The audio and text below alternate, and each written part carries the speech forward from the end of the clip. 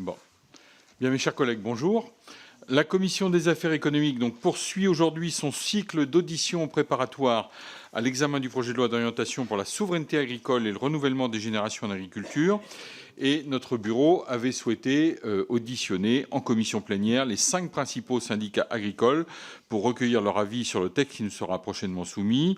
Nous avons déjà entendu la semaine dernière la coordination rurale. Suivront la semaine prochaine le MODEF, le mardi 9 avril, et successivement la FNSEA et les jeunes agriculteurs et la Confédération paysanne, mercredi 10 avril.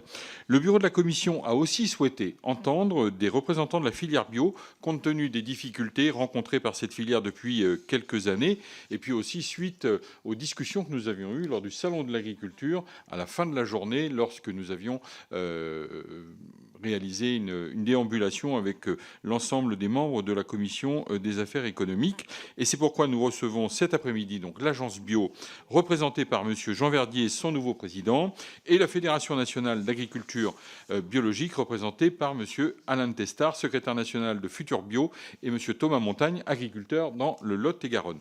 Il faut le reconnaître, le projet de loi, tel que nous pouvons en avoir connaissance, ne propose à ce stade aucune disposition propre à l'agriculture biologique. Le ministre de l'Agriculture a néanmoins annoncé lors du Salon de l'agriculture une augmentation du fonds d'urgence bio destiné aux exploitations ayant subi des pertes importantes ces derniers mois, dont les crédits passent de 50 à 90 millions d'euros.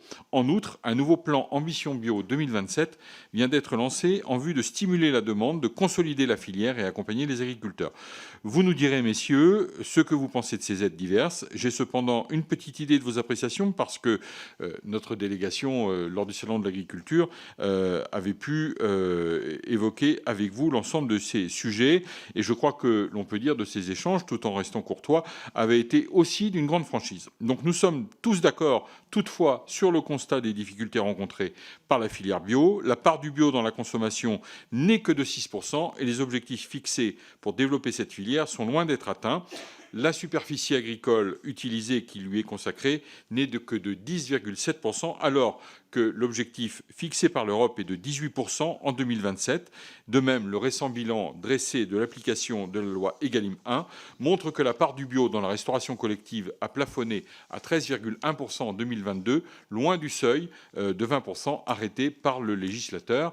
Et je voudrais rajouter que nous avions un objectif à l'horizon 2022 de 15% de SAU en agriculture biologique. Nous étions à 6,5% en 2017 et là nous prenons à peu près les 10%, donc nous sommes loin encore de ces objectifs. Et donc, je vous remercie, messieurs, de nous faire part de vos préoccupations, de vos suggestions, et ensuite, l'ensemble des parlementaires de la Commission des affaires économiques ici présents ne manqueront pas de réagir à vos propos et de vous poser un certain nombre de questions. Je vous laisse la parole pour 15 minutes environ, et je vous laisse vous répartir entre vous ce différent temps de parole. Monsieur le Président, je vous laisse la parole pour démarrer. Merci, Madame la Ministre, Monsieur le Ministre, Mesdames les députés, Messieurs les députés, cher Président, merci de nous accueillir et de nous auditionner à l'occasion de la remise en route de cette loi d'orientation agricole qui a lieu tous les 10 ans. Et c'est vrai qu'aujourd'hui, on est un peu surpris, on est content que vous nous auditionniez, à savoir que le mot bio a disparu du projet, je dis bien du projet, à ce stade, de la loi d'orientation agricole. Alors la bio en France, vous l'avez dit, Monsieur le Président, ça pèse quand même. C'est pas rien, c'est 2,8 millions d'hectares, c'est 10% de la surface agricole, ce qui en fait quand même un champion d'Europe en surface totale. Et il faut savoir qu'un agriculteur sur 7 aujourd'hui est en agriculture biologique, et c'est quand même 60 000 fermes, 215 000 emplois. C'est vraiment une masse, je dirais pas critique, mais significative, qui vaut le coup qu'on s'y penche. Et d'autant plus que par rapport à ça, c'est une fierté nationale, c'est quelque chose d'intérêt national, à savoir que c'est en termes de souveraineté, de proximité, ça pèse vraiment. Et j'entends par souveraineté une souveraineté en amont. On a parlé pendant cette crise d'Ukraine de la crise de l'azote. Actuellement, sur l'agriculture biologique, on n'utilise pas d'azote. Donc c'est une souveraineté d'amont que nous avons. Dans le domaine de l'eau, là aussi, on a une santé commune, une souveraineté commune, à savoir dans l'eau, le sol, l'air, mais aussi pour nos agriculteurs qui travaillent dans les champs et qui utilisent des intrants qui aujourd'hui ne font plus débat et sont significatifs dans l'agriculture dite conventionnelle. Alors, vous le rappeliez, Monsieur le Président, l'objectif de 18% de surface en bio pour notre PSN, bon, on n'y est pas vraiment, mais on le garde dans l'objectif. Pour ça, il faut qu'on sécurise nos agriculteurs, les producteurs bio. Il faut les accueillir. Savez-vous que sur l'année 2022 ou 2023, 39% en Bretagne des porteurs de projets étaient en bio. C'est-à-dire, ils disaient, on va en bio ou on n'y va pas. Ils étaient 22% en Normandie, ils étaient 51% en PACA. C'est-à-dire, les gars, on va en bio ou on n'y va pas. C'est notre jeunesse, c'est l'attente de notre jeunesse, c'est la consommation de demain qui se met en place et qui se préfigure ici. Et refuser ces vocations et ces agriculteurs, Dieu sait qu'on en manque, on est tous d'accord qu'il y a un vrai problème générationnel pour les retenir et les faire venir à l'agriculture. Eh bien, ça serait au motif que on n'a pas de marché, ça ne va pas. Ça serait une vraie saignée démographique dans notre population agricole, à la fois d'agriculteurs et d'ouvriers agricoles. Un marché, vous savez, ça se crée. Je crois qu'on est tous convaincus. On a tous, vous avez tous et toutes dans vos circonscriptions des transformateurs, des magasins, des porteurs de marques. Et ma foi, ça se crée ce marché. Ça se crée aussi à la maison. Ça se crée à la cantine, ça se crée au restaurant, ça se crée au restaurant de l'Assemblée nationale, à l'agence bio. Nous avons des solutions pour porter tout cela. Et aujourd'hui, c'est une affaire de tous. Et on était à 6% de la consommation seulement du panier des Français. Alors que nos voisins allemands, autrichiens, suédois sont à 12%, je dis bien 12%, à savoir le double. C'est quand même quelque chose, c'est significatif. Pour dire qu'il n'y a aucune raison qu'on soit à la traîne comme les États-Unis à 6%. On peut monter à 12%, ce sont nos voisins qui ont des modes de vie, somme toute, assez similaires aux nôtres, et on peut y arriver. Alors, dans la restauration hors domicile, vous le rappeliez, Monsieur le Président, on est à 7% dans nos 80 000 cantines, et alors que la loi Egalim, que vous avez votée, et je crois d'une façon non partisane, est à 20%. On peut y aller, il faut accélérer sur, d'une part, je vous fais partager ça au niveau de la commande publique, et la commande publique c'est un peu l'Assemblée nationale, c'est les hôpitaux, c'est toute la santé, donc là on peut y aller, c'est directement les ministres qui les signent, et par ailleurs on peut être beaucoup plus incitatif sur les cantines. J'étais à Toulouse pour parler de l'agriculture biologique, ils sont à 35%, je crois que Paris est à 50%, et tant d'autres villes qui montrent que c'est possible. Toulouse, c'est un peu spécial. Ils ont 240 hectares qu'ils ont mis en bio, un peu comme Munich ou comme également Rome qui a ses propres terres. Et enfin, on estime que ça fait 1,5 milliard quand même. C'est pas rien. 1,5 milliard de débouchés si on accélère, si on appuie sur l'accélérateur de la loi Egalim.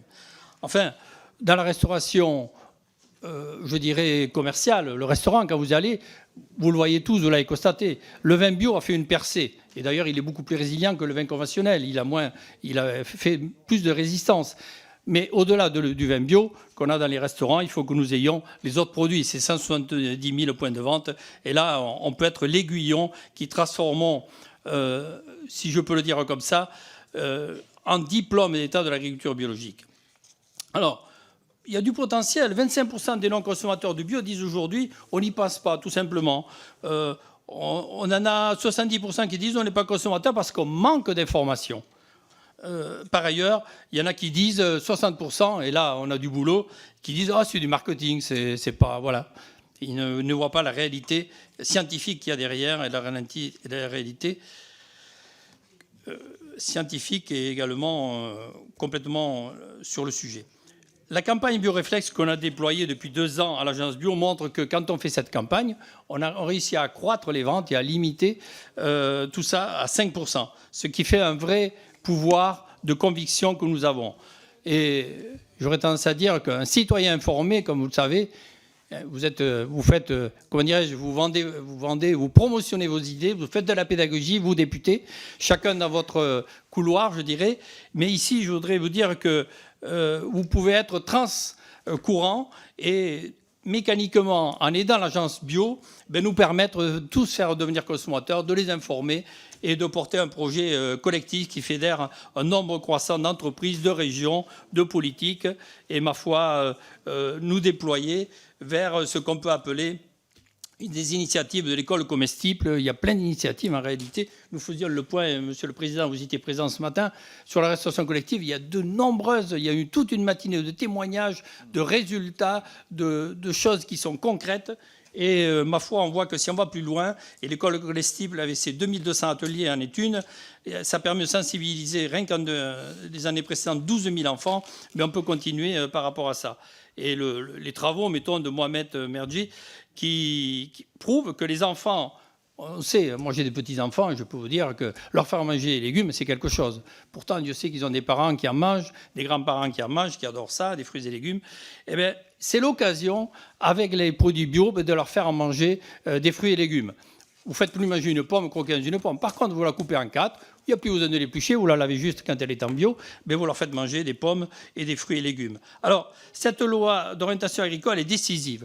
Remettez le mot bio dans la loi d'orientation agricole. Remettez-les au centre du terrain. Vous avez un tiers des agriculteurs qui s'installent, qui veulent absolument être en bio, sinon ils ne vont pas à l'agriculture. La deuxième chose, mesdames et messieurs les députés, Monsieur le Président, il faut remettre au cœur du projet agricole, et pour ça, construisons la première démocratie alimentaire qui aura lutté contre, bien sûr, surtout sur l'analphabétisme des casseroles, si vous me permettez l'expression. Et mettons une épreuve de cuisine au bac. Je crois qu'on est beaucoup de demandeurs. Réapprenons à cuisiner et pourquoi pas à parler de la bio. Consommons bio augmentera mécaniquement les débouchés pour tous ces agriculteurs, des débouchés pour la santé, des débouchés qui donnent envie de manger. Rappelons quand même une chose. La France est le pays de l'OCDE qui passe le plus de temps à table. Donc, si on réapprend un peu à cuisiner, on n'est pas loin du jackpot quand même. Alors, l'agence bio, Monsieur le Président, j'en ai terminé, n'est pas encore calibrée pour jouer à son échelle le rôle de l'ADEME. On a fait la transition, on est en route vers la transition énergétique, la transition vers la voiture électrique, parce qu'il y a eu des sommes colossales qui ont été mises, des appuis qui ont été mis au niveau de la recherche, au niveau de l'incitation fiscale, au niveau des fonds verts, au niveau des soutiens à tous les niveaux de notre économie et au niveau de l'éducation. Donc, il faut que l'agence bio soit au niveau de l'ADEME dans son domaine de l'agriculture biologique. Aujourd'hui, nous avons 8 millions pour communiquer. C'est très bien, c'est une bonne étape, mais il faut continuer à l'amplifier afin que la France, qui a tous les atouts pour faire sa transition dans l'assiette, devienne un champion de consommation bio et championne européenne de la production bio. Nous en avons les moyens, nous en avons l'ambition, je suis certain que vous nous entendez. Merci. Merci, Monsieur le Président. Je vais laisser la parole à Monsieur Alain Testard pour la Fédération nationale d'agriculture biologique. Monsieur Testard, vous avez la parole. Bonjour à toutes et tous. Pardonnez-moi, je parle fort naturellement. Non, mais c'est le micro. Oui, normalement, on doit pouvoir baisser le son. Sinon, on parle sans micro. On doit pouvoir. Non, parce que c'est pour l'enregistrement. D'accord. Donc, bonjour. Je suis Alain Tétard, installé depuis 17 ans en maraîchage bio, donc à Signé, en Bretagne. Sur une ferme de 3 hectares, j'ai actuellement 2 salariés et je milite depuis un certain temps au sein du réseau FNABL pour installer des paysannes et des paysans en bio. J'excuse ici le président de la FNABL, M. Philippe Camburet, qui aurait aimé venir mais qui n'a pas pu. Et nous allons tenter de le remplacer pour défendre la bio, avec Thomas Montagne qui se présentera tout à l'heure. On s'est impliqué dans les concertations de la LOA. Notre réseau s'est impliqué depuis presque 2 ans maintenant, tant au niveau national qu'au niveau régional. La chose qui m'a le plus marqué, c'était en septembre dernier ou octobre, c'est lors de la synthèse du groupe de travail numéro 2 sur l'installation-transmission, il n'a été fait aucune mention de l'agriculture biologique. Alors même que, quand on cumule les régions Bretagne et Aquitaine et Rhône-Alpes, plus de 140 fois, l'agriculture biologique a été nommée comme solution.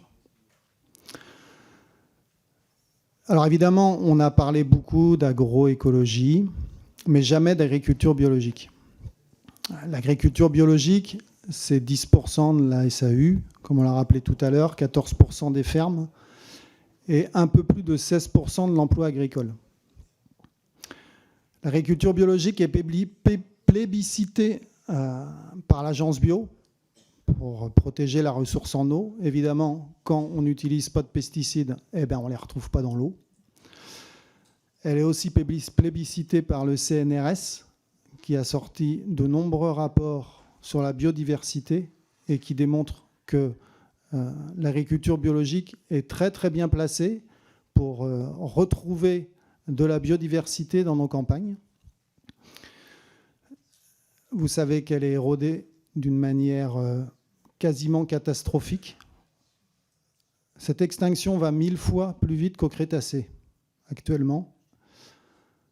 La destruction est essentiellement liée à la destruction des milieux, mais aussi à l'utilisation massive de pesticides chimiques qui détruisent les insectes et par conséquent, via les chaînes alimentaires, l'ensemble des oiseaux, mammifères, etc. Le CNRS a dit, et c'est assez simple, l'agriculture biologique permet de restaurer de manière très importante cette biodiversité et en tout cas, dans tous les cas, de ne pas y porter atteinte. L'agriculture biologique est aussi plébiscitée par l'INRAE pour sa résistance au choc climatique. 2 études sont sorties l'année dernière là-dessus. Et aussi pour sa capacité à limiter très très fortement l'érosion des sols. L'agriculture biologique s'appuie en agronomie sur des principes simples et scientifiques sur l'écologie des milieux. Et donc, dans nos pratiques, au quotidien, nous avons une façon de cultiver qui permet de protéger les sols, parce que vous le savez toutes et tous, on emprunte finalement notre outil de travail aux générations futures. Et donc, notre but, c'est de produire pour nourrir les Français et les Françaises, tout en gardant nos ressources naturelles pour les générations futures. C'est un élément fondamental qui anime vraiment les agriculteurs et les agricultrices bio. Le président de la République a souhaité, face à ce problème du renouvellement des générations, vous le savez, je pense que vous l'avez lu, en 10 ans, on a perdu 100 000 fermes. Dans les 10 prochaines années, on va en perdre encore 100 000. Et malheureusement, le gros de la disparition se fera dans les 5 ans, c'est-à-dire demain. Il a donc exigé qu'on mette en place une nouvelle loi d'orientation agricole sur le renouvellement des générations. Et nous avons donc proposé plusieurs choses qui n'ont pour l'instant pas été mises dans la loi. Quand je dis nous, c'est parce que nous participons avec un groupe qui s'appelle Installons des paysans et des paysannes, qui regroupe les ONVAR, c'est-à-dire des structures qui travaillent au quotidien depuis de nombreuses années sur l'installation et la transmission des fermes. Pourquoi nous œuvrons pour installer des paysans et des paysannes? Tout simplement parce que nous bouchons les trous de la raquette. En fait, la Cour des comptes l'a démontré d'ailleurs récemment, les chambres d'agriculture n'ont que 70 équivalents temps plein de salariés qui sont spécialisés sur l'agriculture biologique. Rien que notre réseau FNAB, on est 400. On a pu démontrer, évidemment, il ne faut pas être un expert en démographie, que quand on assiste à une érosion telle du nombre de paysans et de paysannes, ça n'est pas les fils et filles d'agriculteurs actuels qui vont pouvoir renouveler ces générations. Or, on a une chance extraordinaire, c'est que depuis quelques années, les non issus du milieu agricole sont extrêmement nombreux et nombreuses à se présenter dans nos structures et veulent s'installer dans leur grande majorité en agriculture biologique. On a donc là un vivier d'agriculteurs et d'agricultrices qui peuvent assurer le renouvellement des générations. Le problème, effectivement, pour eux, c'est d'une part se former, d'autre part avoir accès au foncier, et troisièmement, pouvoir être portés dans leurs projets par des structures qui leur permettront de mener à bout leur projet d'installation. Et ils se tournent naturellement donc vers nos structures qui portent l'agriculture biologique. On a dit tout à l'heure que l'agriculture bio était en crise, mais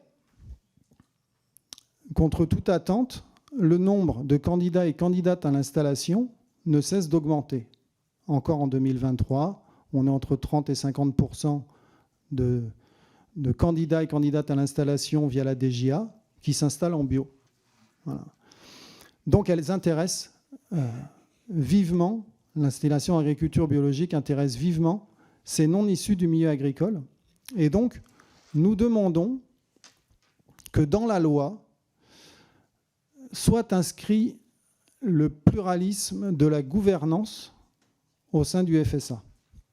Vous avez tous pu voir ce que c'est que France Service Agriculture. C'est la solution qui a été donnée et donc qui va être portée à l'Assemblée nationale pour résoudre ce problème du renouvellement des générations. Simplement, si nos structures ne sont pas représentées au sein des instances de gouvernance de l'installation-transmission, c'est-à-dire le CRIT, le CNIT évidemment, Commission nationale installation-transmission, le CRIT, c'est la commission régionale, c'est l'équivalent pour les régions, et également au niveau départemental, nous espérons que soit mis en place un comité de pilotage dans lequel nous serons conviés pour pouvoir suivre les critères et définir ensemble, par ailleurs, les critères qui permettront d'évaluer les dispositifs mis en place par le FSA. C'est important à plusieurs raisons. La première, c'est pour une raison d'efficacité. Si on se met tous autour de la table et qu'on travaille ensemble et qu'on ne perd pas de temps à des histoires de personnes et politiques, etc., on arrivera beaucoup plus vite à atteindre nos objectifs. D'autre part aussi pour des raisons de contrôle, c'est-à-dire que vous êtes bien placé à l'Assemblée nationale, plus une structure est diversifiée dans sa gouvernance, plus la forme de contrôle est rapide et efficace. Nous demandons à ce que cela soit inscrit dans la loi. Sinon, pour nous, il est clair que malheureusement, cette loi ne changera rien. Voilà. C'est-à-dire que nous, on recommencera comme avant, boucher les trous de la raquette, et malheureusement, le système ne sera pas assez efficace. Nous demandons aussi à ce que les porteurs et porteuses de projets puissent être suivis. Je vous laisse encore 2 petites minutes, Monsieur Tétart, pour que vous puissiez terminer, et puis on va passer aux questions. Merci. Par les experts de la bio, que sont nos structures. Nous demandons aussi à ce qu'il y ait des contrôles et que ceux-ci soient inscrits dans la loi ou dans le pacte, le contrôle des systèmes des chambres d'agriculture, et qu'il y ait évidemment aussi la possibilité de mettre en place des sanctions. Sur le foncier, on a demandé à ce qu'il y ait absolument une loi qui s'y réfère, comme je vous l'ai démontré tout à l'heure. Pour les non-issus du milieu agricole, c'est très difficile d'obtenir des terres, d'autant plus que le système actuel de mise en relation des porteurs et porteuses de projets et des cédants et cédantes est absolument inefficace. Et donc, il va falloir mettre en place dans cette loi, dans son application, un système qui permette à ces non-issus du milieu agricole d'avoir accès à ces fermes. Nous demandons pour le foncier aussi le maintien des terres bio en bio, via le contrôle des structures, que ce soit inscrit dans la loi pour qu'il y ait un niveau de priorité suffisamment important au sein des schémas directeurs d'exploitation agricole, les SDREA. Vous n'êtes pas sans savoir, je pense que les SDREA sont la cheville, la colonne vertébrale des décisions prises en commission départementale d'orientation agricole pour l'installation, mais aussi en SAFER.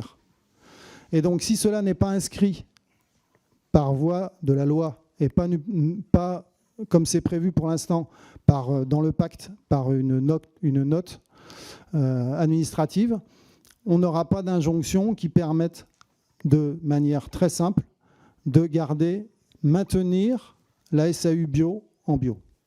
L'État y a mis beaucoup d'argent, ce serait dommage de ne pas pouvoir garder cette terre bio en bio, d'autant qu'il y a plusieurs moyens assez efficaces pour le faire. Je vais laisser maintenant la parole à Thomas Montagne qui va vous expliquer. Non, monsieur Tétart, on va s'arrêter pour laisser la parole aux parlementaires. Monsieur pourra revenir, bien évidemment, à la fin dans les questions, pourra revenir sur les différents points qu'il souhaite exposer. Il n'y a aucune difficulté. Je vous donne la règle. Les députés vont s'exprimer pour chacun des groupes. Il y a 4 minutes, réponse comprise. Donc, ils s'expriment entre 2 et 3 minutes chacun. Et vous vous répartissez la parole pour, en 1 minute, apporter une réponse. Et à la fin, il y aura des questions individuelles et vous aurez la possibilité, sur ces questions individuelles, en fin de parcours, de pouvoir allonger votre propos et de pouvoir répondre à l'ensemble des questions plus longuement. Voilà. Si vous le voulez bien, je vous propose ce fonctionnement. Je vais donc laisser la parole pour le groupe Renaissance à Madame Françoise Buffet.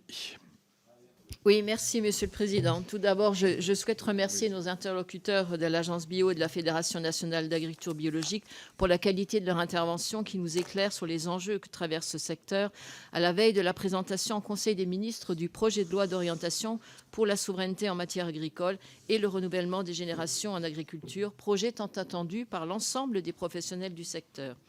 Il y a quelques décennies, l'agriculture biologique est passée d'un marché de niche à un secteur en forte croissance, répondant à une demande de plus en plus pressante des consommateurs pour des produits sains, éthiques et respectueux de l'environnement.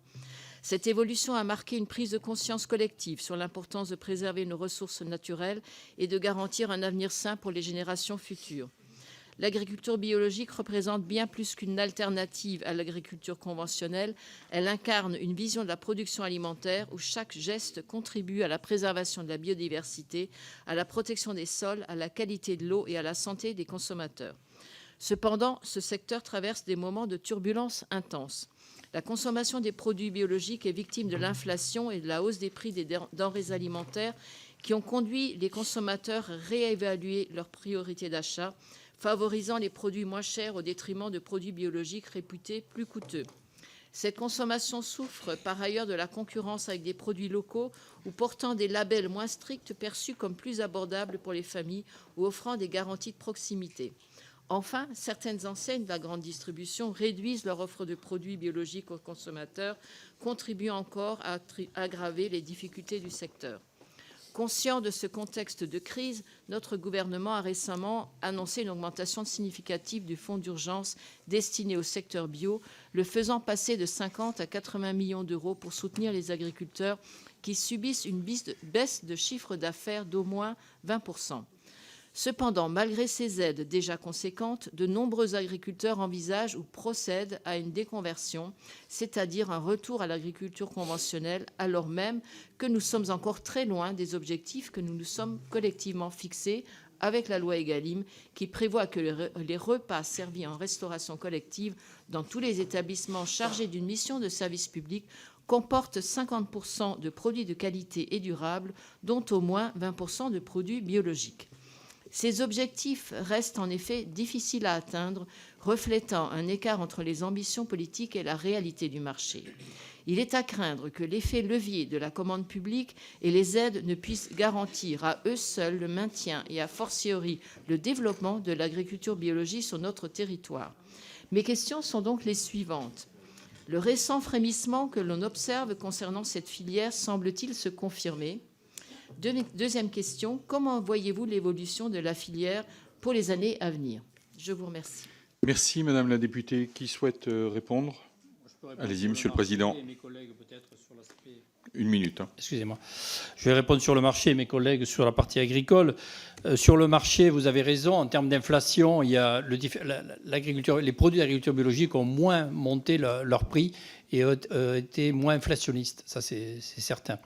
La deuxième chose, en termes de crise, je dirais qu'aujourd'hui, sur le premier trimestre 2024, en termes de magasins, je ne dis pas au niveau des agriculteurs, les agriculteurs s'exprimeront sur ce sujet. En termes de magasins, au niveau des ventes, dans les circuits spécialisés bio, nous commençons à voir des 5%, voire même l'enseigne leader 10% en valeur, ce qui ne veut pas dire en volume. Donc toujours pareil pour le problème des agriculteurs.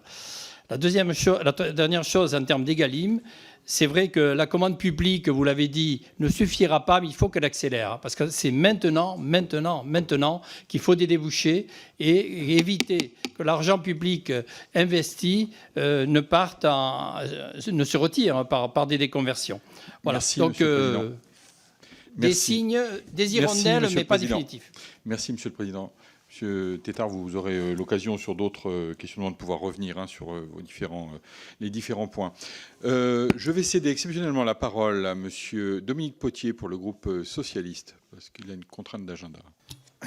Merci beaucoup pour votre sollicitude, Monsieur le Président. C'est le hasard du calendrier, mais on a en miroir à cette audition en commission économique un débat sur la prévention en santé publique avec le ministre Valletoux qui répond à Marie Pocheron en ce moment et à d'autres députés sur les enjeux d'une seule santé et de la prévention. Et à ce même moment, vous nous dressez un tableau tout à fait désolant d'une forme de banalisation de l'agriculture biologique qui ne figure plus dans les objectifs d'une loi d'orientation qui est censée tracer les voies pour la décennie à venir. Une banalisation qui n'est pas du tout à la hauteur ni du mur climatique ni de la falaise démographique qui est devant nous. Ces dernières années, on a eu l'illusion de penser que le marché seul devait porter la croissance de l'agriculture biologique. La désillusion est forte et aujourd'hui, on tarde à prendre les relais publics qui s'imposent pour payer le juste prix du bénéfice environnemental, sanitaire et social de l'agriculture biologique. Vous avez évoqué avec beaucoup d'intelligence les uns et les autres les mécanismes propres au soutien à l'agriculture biologique qui s'impose aujourd'hui, le financement de campagnes d'information. Quand on sait qu'1 euro public est dépensé pour 300 euros d'argent privé par l'agroalimentaire et la grande distribution, il y a un devoir des pouvoirs publics de participer à ce travail d'éducation et d'information. La défaillance de ce que nous avions voté pour la RHD, je n'y reviens pas. Et puis le soutien aux filières et l'aide au maintien qui s'impose aujourd'hui. Mais ce que j'ai trouvé le plus pertinent dans vos interventions, c'est l'élargissement à la prise en compte de l'agriculture biologique comme laboratoire, comme locomotive d'une agroécologie plus vaste, qui demanderait dans cette loi que soit abordée sérieusement la question du foncier, la question d'une orientation agroécologique globale sur l'évolution des systèmes, l'allocation des aides publiques qui passe par la révision urgente du plan stratégique national, et puis une proposition sur laquelle j'aimerais entendre vos propositions dans une époque où nous attendons à faire la comptabilité des déconversions et du désastre écologique et financier que ça représente pour la nation. Est-ce que des mesures toutes simples comme passer de 10 à 15 ans d'engagement pour ceux qui se convertissent en bio ne seraient pas la moindre des choses dans les mesures à ajouter au catalogue intelligent que vous nous avez fourni? Je vous remercie. Merci, Monsieur le député. Monsieur Tétart, vous souhaitez répondre aux questions de Monsieur Potier? Pour nous, évidemment, il faut sanctuariser les terres qui sont bio dans l'activité future des fermes. Il y a plusieurs dispositifs pour ça. S'assurer qu'à la transmission... Vous pouvez vous éloigner un petit peu du micro, on vous entendra très bien. Merci. Je suis désolé. Non, vous en prie, ne vous inquiétez pas. S'assurer qu'à la transmission, les fermes qui sont en bio puissent le rester. Il y a des dispositifs de portage foncier qui sont mobilisables via les SAFER, mais via aussi les communautés de communes et autres PCI. Il y a aussi des systèmes tout simples. En attendant des porteurs et porteuses de projets, c'est de pouvoir délivrer des autorisations d'exploiter temporaires de façon à garder ces terres en bio. C'est très simple, on met une prairie, on fauche tous les 2 ans, ça peut durer longtemps. On peut mettre aussi une luzerne. De la même manière, on n'utilise pas de pesticides, que ce soit en conventionnel ou en bio, avec la luzerne, et ça nourrit des animaux, c'est parfait. Donc il n'y a pas, on va dire, de frein ni technique, agronomique, ni administratif à faire en sorte que les terres qui sont en bio restent en bio. Merci, Monsieur Tétart. Je vais vous couper merci de couper votre micro. Je vais céder la parole pour le groupe Rassemblement national à Madame Anaïs Sabatini. Vous avez la parole, Madame la Merci, députée. Monsieur le Président, chers collègues. La filière bio connaît un décrochage marqué par un net repli de la consommation des produits issus de cette filière. La part du bio dans le panier des Français ne cesse de diminuer depuis 2021. À ce rythme, le désaveu pourrait ne pas être temporaire, mais devenir un phénomène durable. Le bio est menacé par un contexte économique tendu où l'inflation des prix alimentaires impacte fortement le pouvoir d'achat des ménages. Les premiers à subir l'échec de cette filière sont nos exploitants nationaux qui ont fait le choix parfois au prix de lourds sacrifices de se convertir au bio. Aujourd'hui, de nombreux agriculteurs bio se demandent s'ils ont fait le bon choix de passer au bio. Depuis les années 1990, les programmes Horizon puis Ambition Bio ont subventionné l'offre sans prendre suffisamment en compte la demande ni mettre en place des outils de régulation suffisants. Le bio français souffre de la concurrence du bio étranger, mais également du regain d'intérêt pour les produits locaux, de plus en plus plébiscités par les Français depuis la crise sanitaire. En privilégiant les circuits courts, les consommateurs soutiennent le tissu économique, la création d'emplois et de richesses sur leur territoire. Est-il préférable de promouvoir de l'huile d'olive bio espagnole plutôt que de l'huile d'olive issue d'olive non bio depuis des exploitations des Pyrénées-Orientales ? Notre objectif doit donc être de soutenir nos producteurs locaux, qu'ils aient fait le choix du bio ou non. Ma question est la suivante. Ne faudrait-il pas renforcer les liens entre le bio et les circuits courts pour renforcer notre agriculture locale plutôt que de subventionner de manière inconsidérée cette filière ? Je vous remercie. Merci, Madame la députée. Qui souhaite répondre ? Monsieur Verdier, Monsieur Tétart. Juste un chiffre, la souveraineté. La bio est un champion, à savoir que, hors les produits exotiques qui, heureusement, encore ne poussent pas chez nous, on est à 90% d'autosuffisance. Pour les œufs et la viande, on est certainement à 90%.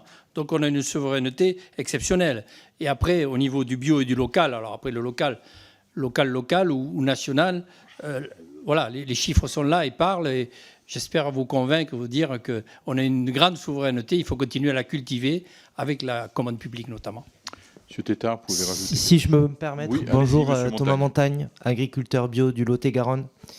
J'ai une petite question. Ah non, ici c'est nous qui posons les questions, Monsieur Montagne, s'il vous plaît. Je vais imaginer ma question et je vais y répondre. Voilà, je suis père depuis 4 mois et j'ai le choix pour mon petit entre une courgette locale, pas bio, et une courgette locale et bio. Qu'est-ce que vous prenez? Qu'est-ce que je prends? Mais quand on parle d'un petit de 4 mois, eh bien on n'hésite pas. On prend celle qui est bio. La question du local, c'est pas la question du bio, c'est la question du conventionnel et la question du bio. En fait, il ne faut pas opposer local et bio, il faut du local et du bio. Et je pense que la réponse à la crise du bio en disant c'est uniquement le circuit court, c'est pas la bonne réponse. La crise du bio, entre guillemets, qui n'est pas une filière, mais un système de production. Attention, une filière, c'est par produit. Ça, c'est quelque chose qu'il faut qu'on fasse attention quand on parle de système agricole. La crise du bio, c'est une crise d'accompagnement des filières de la production bio. Une crise de l'accompagnement du lait bio, une crise de l'accompagnement de la viande bio, une crise de l'accompagnement de la farine bio. Pourquoi ? Parce qu'on ne met pas les moyens dans les filières, on va dire, générales, de financer le bio dans ces filières. Si on mettait les moyens dans les filières de sanctuariser le bio, eh bien, je pense que la consommation en bio serait facilitée et assurée pour l'ensemble des consommateurs. Merci, Monsieur Montagne. Pour le groupe La France Insoumise, je passe la parole à Madame Mathilde Ligné.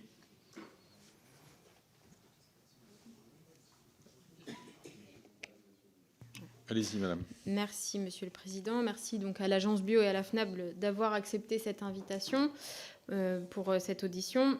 Donc oui, nous le savons, vous l'avez répété plusieurs fois, et on le sait depuis des mois, que la bio traverse une crise sans précédent. pouvait imaginer que le projet de loi d'orientation agricole aurait pu permettre de donner un cap pour le développement de l'agriculture biologique, sauf qu'il n'en est rien. Il fait totalement l'impasse sur la question du bio. Vous l'avez rappelé, les surfaces en bio stagnent à 10%. Le gouvernement il a échoué à atteindre l'objectif qui s'était fixé de 15% en 2022. Moi, j'ai du mal à voir comment le projet de loi va permettre d'atteindre le nouvel objectif de 18% en 2027. Pourtant, cette loi d'orientation agricole promise par Emmanuel Macron devrait répondre à 2 défis, le renouvellement des générations et celui de l'adaptation au changement climatique. Donc, j'ai envie de dire, quoi de mieux pour répondre à ces défis que l'agriculture biologique, respectueuse de la terre et du vivant, véritable laboratoire à ciel ouvert, pour reprendre les mots de votre prédécesseur Loïc Guine, qui était présent lors d'une matinée transpartisane sur la crise du bio organisée par Aurélie Trouvé.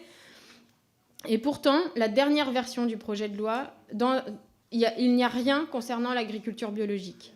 Ce n'est pas étonnant, puisque lors de l'examen sur le budget, le gouvernement n'avait pas soutenu les amendements transpartisans du soutien au bio face à la crise que le bio traverse. Nous avions voté un soutien exceptionnel au bio de 271 millions d'euros à l'initiative de Sandrine Lefeur. 49.3 plus tard, il ne reste plus qu'un fonds de soutien de 90 millions d'euros, dont les modalités d'accès sont inadaptées à la réalité du terrain. Ce fonds ouvert le 25 mars 2024, la demande d'aide est dématérialisée. Elle doit être remplie avant le 19 avril 2024. Les agriculteurs ont 3 semaines pour réunir l'ensemble des documents à fournir, dont un bilan prévisionnel de l'année en cours certifié par un expert comptable. Donc des démarches administratives qui prennent du temps et ajoutent un stress supplémentaire aux agriculteurs qui ont déjà pris du retard sur leur semis de printemps, faute de météo propice aux travaux des champs. Donc, il y a pourtant des choses à faire pour soutenir l'agriculture biologique. Moi, je crois profondément au levier de la commande publique. Selon le ministre Marc Fesneau, si la loi était respectée, il n'y aurait sans doute pas de crise de la bio. Bien, je me demande ce qu'il attend pour faire respecter l'objectif de 20% de produits bio dans la restauration collective qui a été mise en place par la loi Egalim 2. Le projet de loi d'orientation agricole, je crois qu'il a loupé sa cible. Il ne permettra ni de renouveler les générations, ni d'assurer la transition écologique. La définition qui a été choisie par le gouvernement pour ancrer la notion de souveraineté alimentaire semble acter le contexte de concurrence internationale accrue, poussant une agriculture de compétition à bas coût et risque de défavoriser les projets d'agriculture autonome et écologique. De votre côté, avez-vous identifié certaines mesures présentes dans le projet de loi qui pourraient porter atteinte au développement de l'agriculture biologique? Et quelles seraient les mesures prioritaires à prendre pour faire face à la crise que traverse l'agriculture biologique? Je vous remercie. Merci Madame Igné. Il reste peu de temps quand même pour répondre à ces 2 questions importantes. Messieurs, allez-y. Si je peux me permettre, du coup, moi, je suis Thomas Montagne et je suis à la FNAB, référent de l'enseignement agricole. Donc, quand on parle de... J'ai 20 secondes, donc voilà, c'est très, très court. Allez-y, mais vous pourrez revenir après. D'accord. Juste une solution qui ne coûte rien et qui pourra aider à la bio à suivre et à encourager et assurer la transition, l'enseignement de la bio dans les lycées agricoles. 5% des formations sont bio aujourd'hui. 72% des enseignants ont indiqué qu'ils n'avaient pas accès à de l'enseignement technique à la bio. 10% des surfaces sont en bio, 16% de l'emploi en bio, 0% des gens sont formés à la bio, si je dois résumer. Donc, quelque chose de facile et simple, insérer la bio dans la LOA, dans les référentiels de l'enseignement agricole. Merci, Monsieur Montagne. Je vais passer la parole pour le groupe Les Républicains. Monsieur Jérôme Nury, vous avez la parole, monsieur le député. Merci, Monsieur le Président. L'agriculture bio a connu ces dernières années une belle évolution, et ce dans de nombreuses productions, y compris l'élevage, et tout particulièrement en Normandie et dans mon département de l'Orne. Un certain nombre d'agriculteurs ont donc effectué des conversions, passant du conventionnel au bio, dans l'idée bien sûr de produire différemment, mais aussi dans l'idée d'avoir un modèle économique plus favorable. Si cette équation s'est avérée bénéfique il y a quelques années, elle devient de plus en plus difficile à tenir dans un contexte où la demande en bio est freinée par la baisse de pouvoir d'achat de nos concitoyens, mais aussi par l'arrêt des aides au maintien du bio. Dans l'élevage laitier, par exemple, le prix du litre de lait bio est moins bien payé à l'éleveur qu'en conventionnel en 2023. C'est donc tout un pan de notre système économique agricole basé sur la bio qui est fragilisé par de tels prix. Qui plus est, les trésoreries des éleveurs bio, déjà exsangues, que ce soit en viande, en lait, porcin, bovin ou ovin, sont mises à mal par les retards de paiement annoncés des aides PAC, MAEC et bio. Pas avant juin, nous dit-on. Ne pensez-vous pas que pour bénéficier d'une véritable souveraineté en matière d'agriculture bio, il faudrait déjà avoir un soutien des pouvoirs publics dans les temps prévus pour pérenniser ces productions? Merci, monsieur le député. Monsieur Montagne. Oui, du coup, je vais parler de mon expérience. On parlait tout à l'heure de l'aide de la bio sur le BE ou sur le chiffre d'affaires, donc 20% de perte. Aujourd'hui, on nous demande de faire une clôture au 19 avril, sauf qu'on n'a aucune connaissance des aides, on va dire les aides couplées sur les légumineuses fourragères, on ne sait pas le montant, ni des aides sur les aides liées à la conversion ou au maintien. Donc concrètement, on nous demande de nous positionner comptablement sur des données qu'on n'a pas. Donc oui, bien sûr qu'il faut, il faut déjà faire ce qu'on dit. C'est-à-dire que du moment où on a fait notre déclaration PAC il y a 1 an, je pense que la moindre des choses aurait été au moins d'un engagement du montant qu'on a droit pour demander une aide qu'on nous propose. Déjà ça, c'est le premier point. Après, concrètement, je laisse la parole à Alan si tu as d'autres choses. Vous coupez votre micro, monsieur Montagne. Voilà, merci. Allez-y, monsieur. Il y a plusieurs choses. Il faut pas que je sois trop près. Il y a plusieurs choses sur la crise. Ça va être difficile de répondre aux 2 questions en même temps, mais il y a peut-être un lien sur identifier qu'est-ce qu'il y a dans la LOA qui va freiner la bio, et d'autre part, cette histoire de crise de la bio, comment l'État le soutient. Pour nous, la crise de la bio est très conjoncturelle. L'agriculture conventionnelle connaît, elle aussi, des crises. Ce n'est pas spécifique à la bio. Simplement, à chaque fois qu'il y a une crise en conventionnel, il y a des sous. Voilà. En 2022, moi je me rappelle, quand il y a eu une crise du cochon, 150 millions d'euros dans les 2 mois. Bon, en bio, ça fait 2-3 ans qu'on attend quelques millions d'euros qui sont retoqués très facilement. Pourquoi la bio, ce serait différent du marché classique des aliments? Il y a là une distorsion de concurrence, vraiment. On met en place dans les filières conventionnelles des systèmes de stockage. On ne les a pas en bio. C'est l'État qui finance et l'Europe qui finance des filières de stockage. Pourquoi on n'a pas ça en bio pour le blé bio? C'est-à-dire on est traité différemment. Donc forcément, la crise se fait ressentir de manière plus importante. Et là, sur les prix planchers, en fait, un prix plancher, ça ne veut rien dire. Pourquoi? Parce qu'un prix plancher, c'est basé sur les coûts de production. OK, mais la rémunération? Merci, monsieur. On pourrait reprendre après. Hein, pas de difficulté. Je vais céder la parole pour le groupe démocrate à madame Anne-Laure Babot. Merci, monsieur le président. Je suis sincèrement ravie que nous auditionnions aujourd'hui l'Agence Bio et la FNAB. Vous avez particulièrement besoin de notre soutien en cette période difficile pour la filière. Les ventes des produits bio ont régressé ces 2 dernières années. Cela a eu un impact notable sur toute la chaîne, des conversions d'agriculteurs, fermeture de magasins bio, difficultés pour les industriels de la bio. Ce n'est pas un désamour, c'est tout simplement lié à un pouvoir d'achat des ménages en baisse. À l'analyse des chiffres, on constate que les gros consommateurs de bio achètent un peu moins, mais ne se désengagent pas. Ils continuent d'acheter, notamment les marques spécialisées en bio. Sur ce début d'année, on constate par ailleurs un léger rebond des magasins spécialisés en bio. Tout ça signifie que la demande des consommateurs est toujours là. Pour booster cette demande et soutenir la filière, l'État met des moyens. C'est 90 millions d'euros qui ont été récemment annoncés par le ministre de l'Agriculture, Marc Fesneau, soit 750 millions d'euros depuis 2 ans, avec notamment un budget de communication renforcé à l'Agence Bio. Si le soutien financier de l'État apporte des premières réponses, 2 axes me semblent encore à approfondir et j'aimerais votre avis sur ces sujets. Tout d'abord, renforcer l'information des ménages sur l'origine des produits. Nous importons 30% de produits bio. Les Français veulent manger bio, mais ils veulent aussi manger local. Un affichage environnemental réellement incitatif en faveur des produits bio apparaît plus que nécessaire. Le deuxième sujet, c'est renforcer la consommation hors domicile. Monsieur Verdier, vous l'avez dit tout à l'heure, la restauration collective, c'est 4 milliards de repas chaque année. Un repas sur trois pris par les Français en dehors de leur domicile, dont les 2 tiers dans des établissements publics.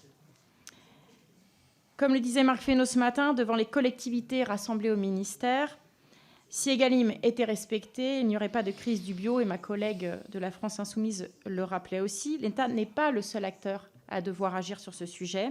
Aujourd'hui, les collectivités nous indiquent souvent de ne pas trouver les volumes suffisants pour s'approvisionner dans des exploitations bio et locales. La transformation et la logistique sont aussi des freins majeurs. Afin de les aider à répondre à l'objectif, il faut structurer les filières agricoles sur les territoires et mettre en place des ateliers de transformation. Il faut certainement aussi revoir la question de la gouvernance des PAT. Sur ce point, je suis persuadée que les PAT sont le bon outil pour atteindre ces objectifs. Et donc, j'aimerais savoir comment vous agissez sur ces sujets. Merci. Merci, Madame Babot. Monsieur Verdier. Juste sur l'aspect que vous évoquiez au niveau de la communication, renforcé au niveau des ménages, il y a 25% des consommateurs bio qui nous disent qu'ils ne pensent tout simplement pas à la bio. Donc il faut créer ce réflexe en déployant toute la communication. Et par ailleurs, il y en a 70% des non-consommateurs qui disent manquer d'informations. Donc vous évoquez effectivement que l'agence bio a environ 8 millions sur 3 ans seulement, enfin 8 millions, mais par rapport à l'enjeu, et comme je vous disais, le réflexe par rapport à l'énergie, l'économie dont a été dotée l'ADEME, il faut la doter de la même façon au niveau de l'agence bio et avoir ce même déploiement. On ne fera pas de transition alimentaire et agricole, on fera sans mettre les grands moyens, à l'instar de ce qu'on a fait pour l'ADEME. Et enfin, je dirais que 60% des... Alors que ici, nous sommes tous convaincus que c'est un cahier des charges très technique, très contrôlé, très surveillé au niveau européen et au niveau français, bien sûr, de surcroît. Mais 60% des gens disent que c'est du marketing. Donc, il s'agit... Le regard, c'est un peu détourné du consommateur de la bio. Il s'agit de recréer un nouveau narratif dans lequel on lui dit vraiment c'est contrôlé, surcontrôlé, c'est du sûr. Et ça, on peut le faire d'une façon, collective via l'agence bio qui est là pour porter le message de l'État vis-à-vis du consommateur. Merci, Monsieur le Président. Je cède la parole pour le groupe Horizon à Monsieur Thierry Benoît. Merci beaucoup. Merci. Votre micro, monsieur. C'est bon. Merci, Monsieur le Président. Moi, je pense que sur le bio, je partage, Monsieur Tétard, ce que vous avez dit tout à l'heure. Je pense que la crise est conjoncturelle. Je voudrais aussi dire à nos 3 invités que si nous sommes, pour un bon nombre, présents cet après-midi à cette audition, c'est parce que nous croyons, enfin moi personnellement, je crois dans l'agriculture bio. J'y crois. Et j'y crois aussi parce que je pense que les agriculteurs bio, ils sont une des solutions pour faire évoluer l'agriculture conventionnelle française et pour aider à se passer à terme d'une bonne partie des produits phytosanitaires. Mais sur le bio, je suis convaincu qu'il ne faut pas avoir... Alors je comprends que pour vous, vous êtes agriculteur et la période est dure. Mais il ne faut pas avoir un discours défaitiste et défensif. Il faut avoir un discours offensif et enthousiaste. Au 49.3 du budget 2022, la directrice de l'agence bio, Mme Verdeau, par son discours enthousiaste, moi, elle m'a convaincu de remonter au plus haut sommet de l'État, auprès de la Première ministre, pour abonder des financements. Elle m'a convaincu. Parce qu'elle tient un discours enthousiaste et offensif. Et il faut continuer là-dessus. Sur la sanctuarisation des terres qui sont en bio et qui doivent rester au bio, je suis totalement d'accord. Mais comme me disent certains collègues ici en discutant en aparté, puisque nous sommes dans une crise conjoncturelle qui est sans doute aussi liée au fait de l'après-Covid. Il y a eu de l'euphorie pendant le Covid. Et donc, l'après-Covid, l'inflation, l'énergie fait sûrement que le consommateur, à un moment donné, il regarde un petit peu plus le prix qu'il ne le faudrait. Je ne pense pas, parce que chacun fait attention à la bonne gestion de son porte-monnaie. Mais il y a aussi un acteur dont on a peu parlé en ce moment, aux côtés de la restauration collective, restauration commerciale, c'est la grande distribution. Il y a les AMAP, il y a les circuits courts. Mais la grande distribution, pour moi, elle doit être aussi un des vecteurs d'appel pour le consommateur, c'est-à-dire on met en avant le bio dans les rayons, on fait des prix attractifs. Nous, on essaye de contrôler les marges. Je ne parle pas des promotions, mais on contrôle les marges pour ne pas non plus qu'il y ait un abus sur les produits bio dans la grande distribution. Enfin, votre prédécesseur, monsieur le président de l'agence bio, il évoquait, lui, le fait de taxer le budget publicité de la grande distribution pour abonder un fonds que vous appelez de vos voeux. Et pour terminer, si dans le projet de loi d'orientation agricole, on ne parle pas suffisamment de bio, ça ne tient qu'à nous d'insérer un volet bio puissant dans ce texte. Et je suis convaincu qu'on doit pouvoir y parvenir. Merci, monsieur Benoît. Qui souhaite répondre? Monsieur Tétard.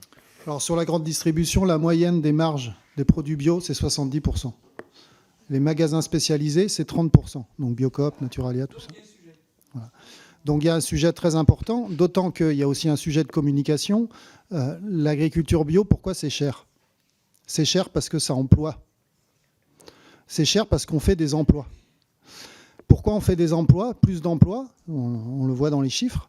C'est parce que cultiver en bio, sans pesticides, donc, demande beaucoup plus de temps, demande plus de techniques. Voilà. On n'est pas contre les emplois dans ce pays, vous imaginez bien.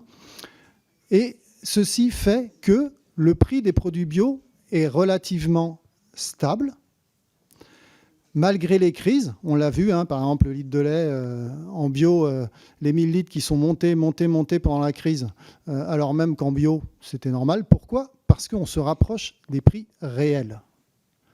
La bio compte dans ses prix les aménités positives, c'est-à-dire le facteur écologique de protection de l'environnement, de la ressource, des terres, des sols, de la biodiversité. Et ce prix-là, dans l'agriculture conventionnelle, il est externalisé. C'est-à-dire, c'est le citoyen qui le paye. La santé, la pollution de l'eau, etc., etc., etc. Et ça, c'est difficile à expliquer, mais il va falloir l'expliquer. Voilà. Et je m'accorde beaucoup avec ce que vous dites sur la sanctuarisation des terres bio en bio. Il y a beaucoup de moyens, je l'ai dit tout à l'heure, et il serait dommage pour la filière, pour les filières bio, de régresser parce qu'on décertifie. Voilà. Merci beaucoup. Merci. Je vais passer la parole à Madame la ministre Delphine Batho pour le groupe écologiste. Merci, Monsieur le Président. Bonjour. Moi, je vais être très courte. L'agriculture biologique est bonne pour la santé, pour la biodiversité, pour l'eau. Je dis ça avec une situation départementale de 75% des masses d'eau contaminées aux pesticides dans les Deux-Sèvres. C'est bon pour le climat et c'est bon pour l'emploi agricole dans nos campagnes. Et moi, je confirme entièrement ce que vous décrivez sur les installations hors cadre familial, mais aussi en cadre familial. Donc, en fait, avec des enfants d'agricultrices et d'agriculteurs qui reprennent la ferme et convertissent les terres en bio.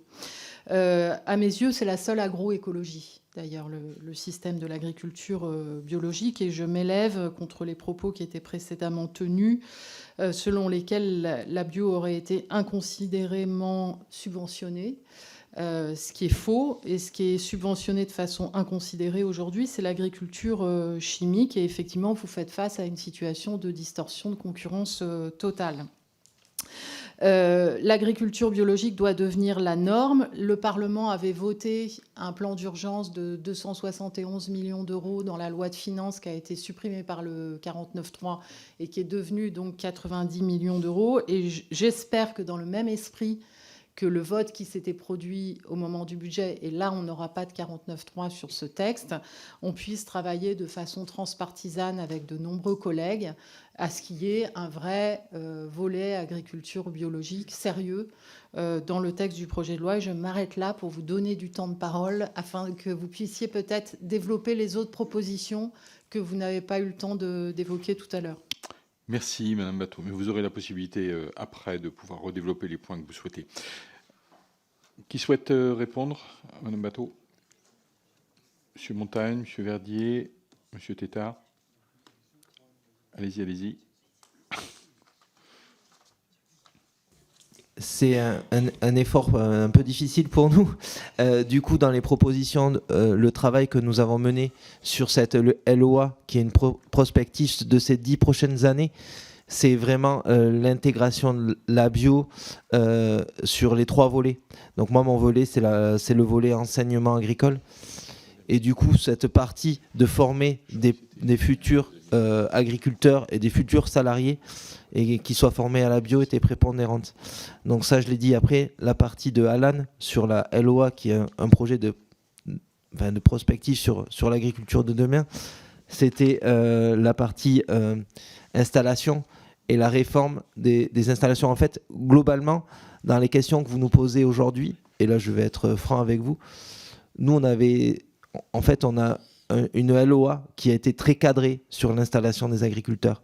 Notre peur qu'on a, c'est que ce projet de loi, au final, de par la conjoncture aujourd'hui, la colère des agriculteurs, il soit détourné de l'enjeu qui est d'installer des agriculteurs. En fait, aujourd'hui, l'ambition, c'est le renouvellement des générations. En fait, l'ambition, c'est que dans nos campagnes, il y ait encore des agriculteurs. Et ça, en fait, c'est effacer ce projet-là par la conjoncture d'aujourd'hui en fait, la crise qui est une crise dont foncièrement je vois pas la finalité, en fait, concrètement. Nous, notre credo, c'est qu'on laisse dans cette loi la possibilité à des porteurs de projets de s'installer. Et ils s'installeront en bio. Et là, je laisse. Merci, Monsieur Montagne. Non, on est arrivé au temps, mais vous pourrez y revenir après. Dernier orateur pour les groupes, pour le groupe Liberté, Indépendants, Outre-mer et Territoires, Monsieur David Topiac. Merci, Monsieur le Président. Messieurs, bonjour. Merci pour votre intervention sur le bio qui nous éclaire sur les difficultés que traverse la filière en ce moment. Juste revenir sur quelques éléments avant de vous poser quelques questions. On a évoqué l'amendement de 271 millions d'euros que j'avais eu l'honneur de porter d'ailleurs dans le cadre du débat budgétaire qui n'a pas été retenu. Aujourd'hui, les 90 millions annoncés évidemment sont loin du compte. Moi, ce que je constate sur mon territoire, et je voudrais avoir peut-être votre vision, je suis dans le Gers, c'est le premier département bio, en Occitanie, qui est la première région bio, dont nous sommes particulièrement touchés. On constate a priori aujourd'hui une déconversion de l'ordre de 15 à 20%, mais aussi dans le même temps une non-production qui s'additionne de 20%. Alors il y a eu un effet de ralentissement puisque notamment sur le blé conventionnel, les prix ont baissé dernièrement, donc ceux qui voulaient se déconventionner ont un peu stoppé et sont plutôt sur de la non-production cette année. Ça nous amène à des grosses difficultés sur les organismes stockeurs. Des demandes ont été faites notamment pour du déclassement de céréales bio. Je voulais savoir quelle était votre position là-dessus. On est sur des mesures très conjoncturelles. Derrière, on a une mise à mal aussi de toutes les filières de transformation agroalimentaire qui sont aussi percutées par le problème du coût de l'énergie. Je suis assez inquiet sur le maintien de notre structuration de filière et du maintien de la valeur ajoutée que nous pourrons capter.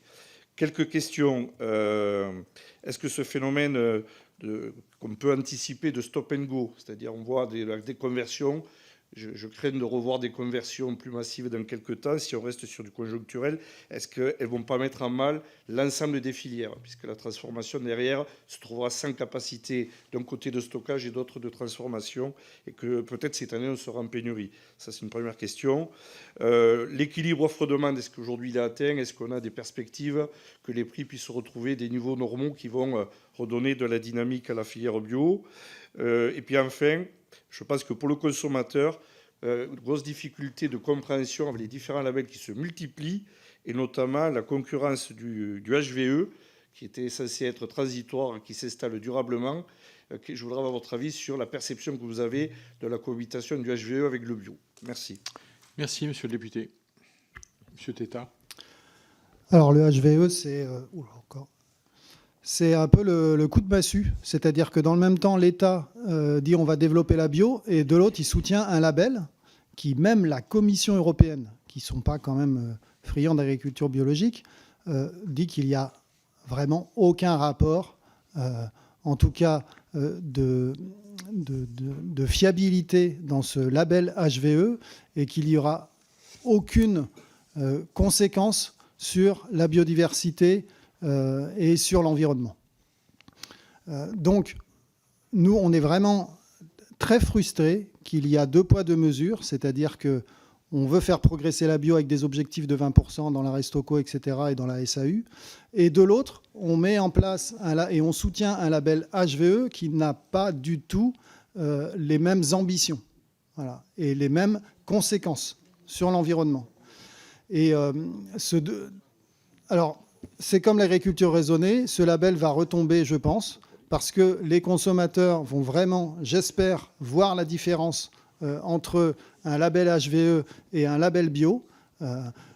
Pour vous donner juste un exemple, j'ai un collègue à Saint-Malo qui cultive des carottes.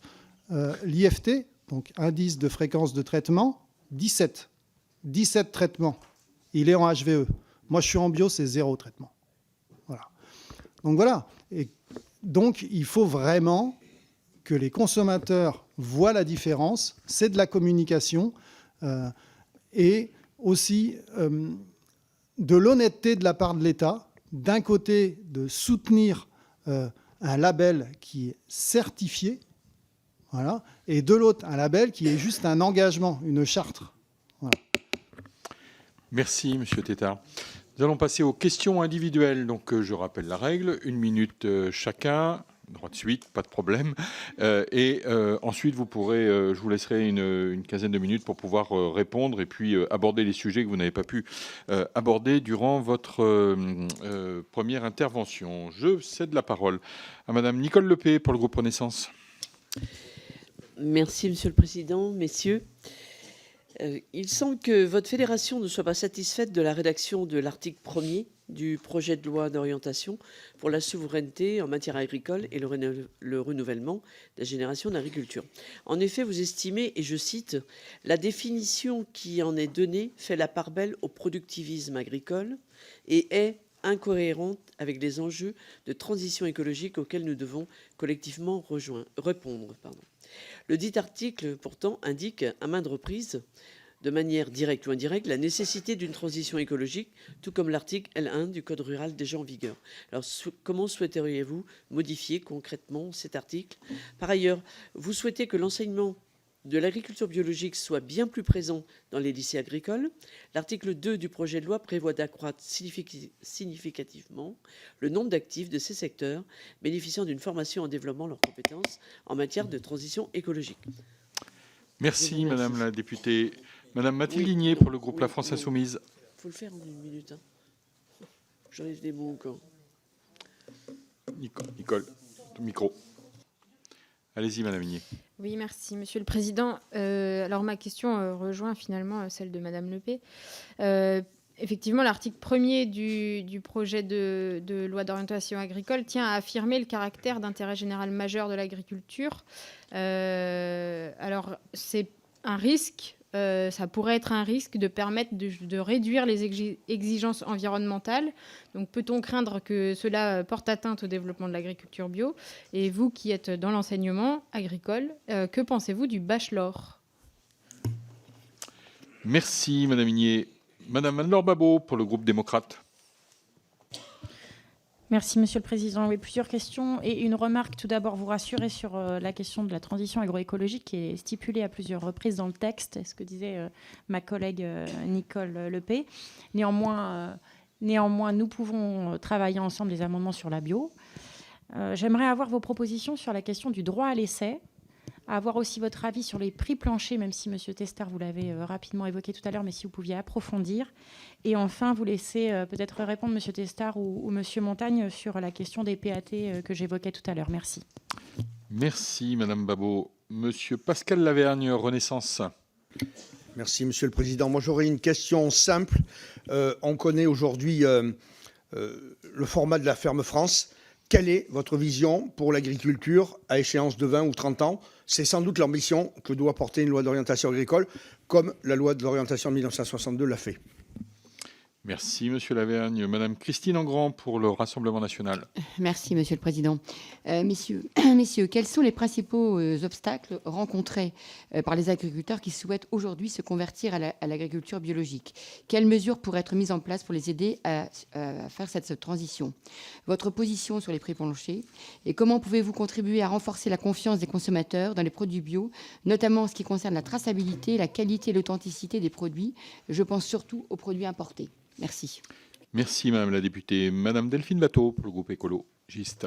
Oui, moi, je voudrais juste savoir s'il existe une note ou un document de la FNAB qui retrace toutes les propositions que vous aviez faites dans le cadre des concertations LOA sur les différents chapitres et si vous pouvez l'envoyer à tous les membres de la commission. Excellente idée à laquelle je souscris. Mais il existe quelque chose, je l'ai vu. Merci, Madame Bateau. Monsieur Botorel, pour le groupe Renaissance. Merci, Monsieur le Président.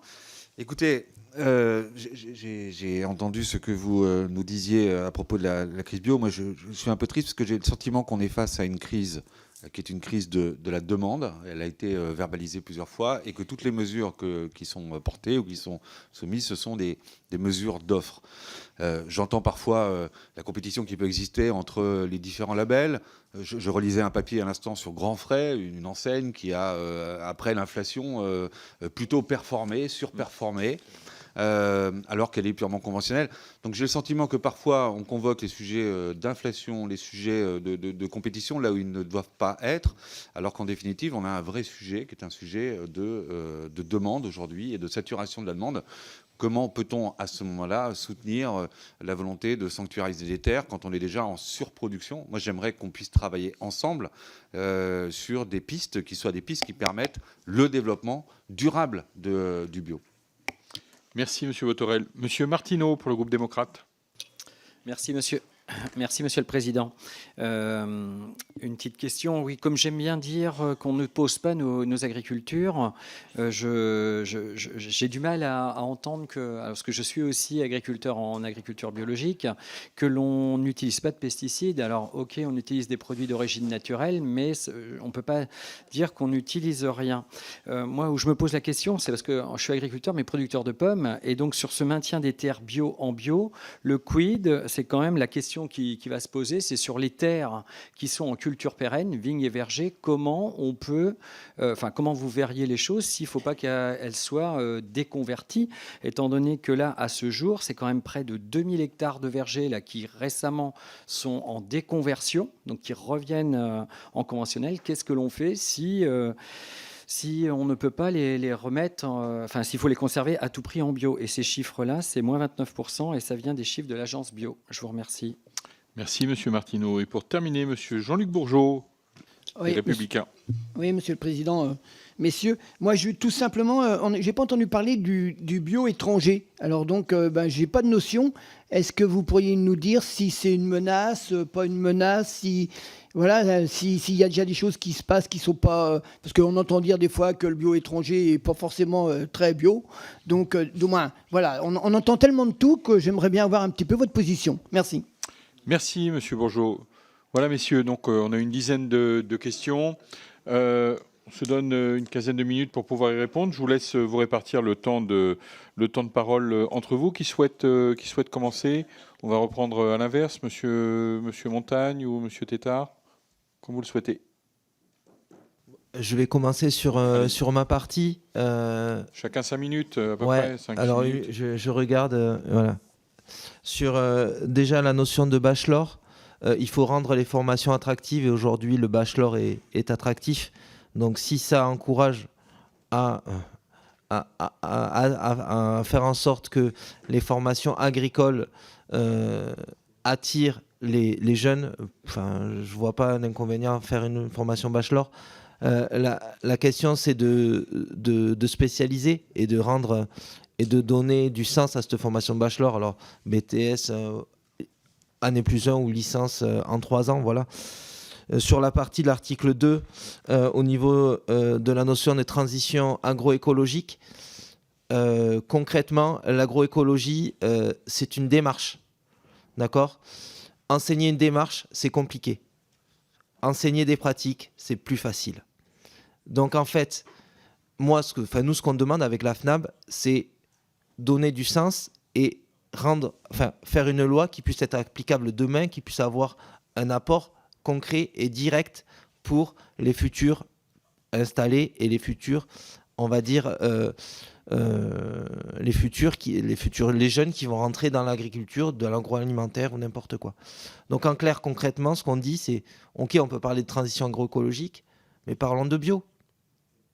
Parce qu'en fait, concrètement, quand on parle de démarche, eh bien, on va parler il faut qu'on rende tangible les choses. Et en rendant tangible la démarche via l'agriculture biologique, mais il y a peut-être d'autres systèmes qui sont pour la transition agroécologique. Pour l'instant, j'ai du mal à vraiment voir des systèmes qui sont, on va dire, qui représentent 10% de la SAU, blablabla. Donc, en fait, soyons pragmatiques en fait, dans cette loi. En fait, quel est l'enjeu ? L'enjeu, c'est demain d'assurer les transitions. Si nous restons dans la démarche, dans le dogme, on n'y arrivera jamais. Donc, soyons pragmatiques, donnons des situations et des solutions rapides, applicables demain. Donc voilà, ça c'était sur ma partie enseignement. Alan. Oui. Alors, il y a beaucoup de questions. Révolutionner l'agriculture là demain, ça va pas être facile. Sur le droit à l'essai, nous revendiquons à la FNAB le fait qu'on puisse, dans les diagnostics qui sont prévus par la loi, permettre d'avoir des diagnostics spécifiques bio, parce que beaucoup de fermes qui sont à transmettre, quand on parle aux cédants, ils nous disent « Ah ouais, mais non, mais ma ferme, elle vaut rien, ça marche pas ». Peut-être que dans son système, ça ne marche pas, et peut-être qu'avec un autre système, ça marcherait. On parle beaucoup de restructuration, diversification. Et donc, par cette loi, permettons, via un diagnostic diversification et restructuration, à cette ferme d'avoir une nouvelle vie. Ça, c'est quelque chose qui serait important, parce que ces fermes vont certainement pouvoir se modifier, souvent en agriculture biologique, et permettre donc l'installation de plusieurs paysans et paysannes. Sur le PAT, nous travaillons en tout cas à AgroBio 35, mais aussi dans beaucoup de départements, les GAB, groupements d'agriculture bio, travaillent avec les EPCI sur la mise en place des PAT. C'est très difficile. C'est très difficile parce qu'on nous demande de produire tout de suite demain. Or, la structuration d'une filière, c'est long. La structuration d'une filière, ça prend du temps, ça a des écueils, etc. Mais on peut se développer, il n'y a pas de problème. Par exemple, le porc. On nous a dit, en porc bio, vous ne savez pas produire. On s'est mis à produire, beaucoup d'installations, beaucoup de production. Et du jour au lendemain, plus de demande. Bon, et ben voilà. Comment on fait ? Voilà. Alors, sur l'histoire aussi de l'agriculture, la vision de l'agriculture à 20 ans. Nous, évidemment, on se projette plus loin que 20 ans. Quand on est agriculture bio, on va beaucoup plus loin, c'est-à-dire que vous n'êtes pas sans ignorer le problème des polluants éternels, qui a quand même maintenant pris beaucoup d'ampleur dans l'eau, dans l'air, dans les sols. Et donc, nous, notre vision, c'est vraiment une vision de respect des ressources naturelles, d'emploi. Nous employons beaucoup plus en agriculture biologique, et de souveraineté alimentaire, parce que la France, c'est un pays de terroir et de gastronomie. Et plus il y a de diversité de fermes, et la bio a une bonne part là-dedans, plus nous pourrons garder cette spécificité française de terroir et de gastronomie. C'est ça notre vision à long terme. Sur la qualité des produits importés, la traçabilité, peut-être je vous laisserai en parler, Monsieur Vernier. Sur la transition écologique, une question qui a été posée, c'est est-ce que c'est possible, la transition écologique ? Et comment, dans cette loi, cela va se mettre en place ? Pour nous, ce qu'il faut, c'est que la transition écologique se fasse rapidement. Et pour ça, pourquoi ne pas utiliser l'expérience de dizaines d'années des agriculteurs bio? On nous dit toujours, par exemple, arrêt du glyphosate, ah oui, mais on n'a pas de solution. Mais nous, on a des solutions. On porte des solutions depuis des années dans toutes les filières. Et donc, si vous utilisez demain ces solutions, la transition écologique se fera. Ça, nous n'en avons aucun doute. Les propositions FNAP seront distribuées à l'ensemble des groupes parlementaires. Sur la crise de la demande et la saturation de la demande, nous nous sommes persuadés d'une chose, c'est qu'une demande, ça se crée. Une demande, ça se crée. La communication, si elle part, c'est une part importante des investissements dans beaucoup d'entreprises, c'est bien parce que on peut provoquer la demande. Voilà. Et donc, là-dessus, il y a un travail énorme à faire. Et cette demande, c'est lié à la transparence. Voilà. C'est lié à la confiance. Et quoi de mieux pour la confiance d'avoir une agriculture certifiée, contrôlée. Moi, je suis contrôlé 2 fois par an, de manière inopinée, plus 1 fois sur la comptabilité. Voilà, prévenu pour la comptabilité. C'est le cas de tous les agriculteurs et agricultrices bio. Quelle agriculture est contrôlée autant? Aucune.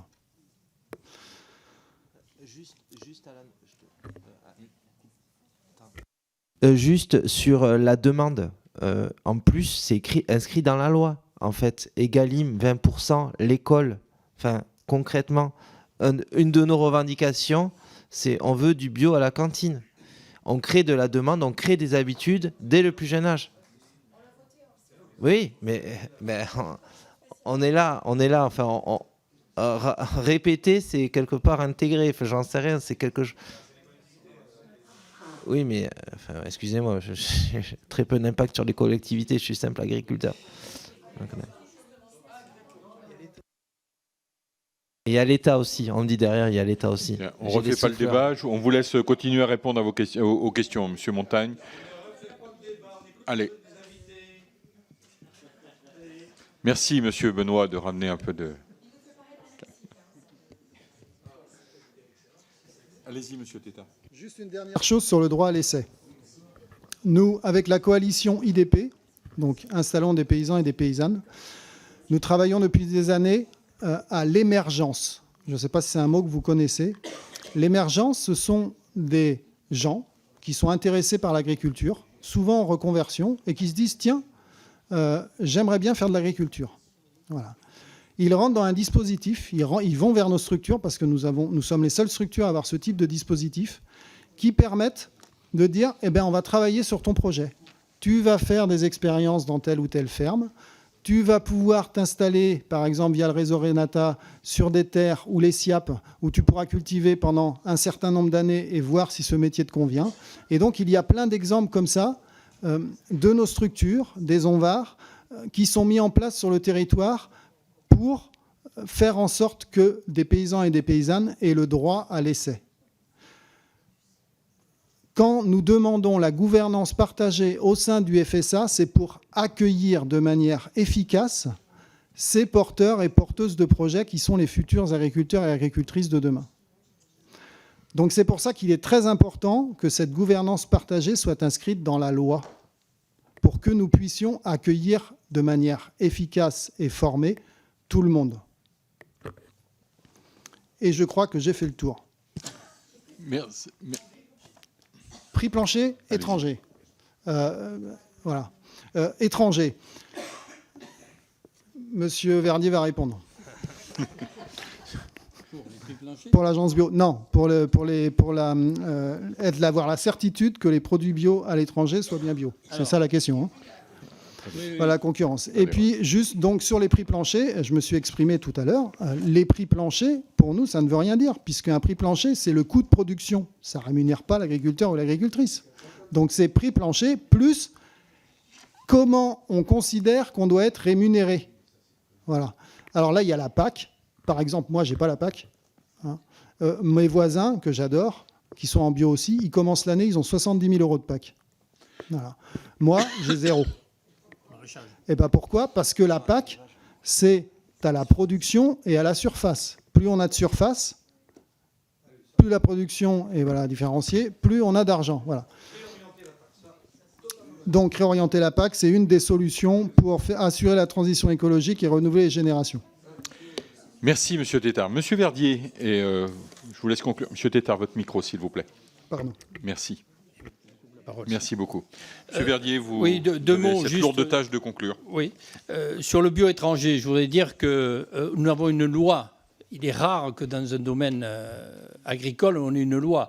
On a une loi qui s'impose à tout le monde. Et les uns et les autres sont vigilants. Régulièrement, la Commission européenne fait des enquêtes et l'ensemble des pays de l'Union européenne est contrôlé. Et je disais tout à l'heure, contrôlé, surcontrôlé. C'est-à-dire que nous avons les organismes de contrôle qui passent au moins une fois à chaque étape. C'est-à-dire, il y a l'agriculteur, ensuite il le vend à un transformateur, ensuite il le vend à un magasin.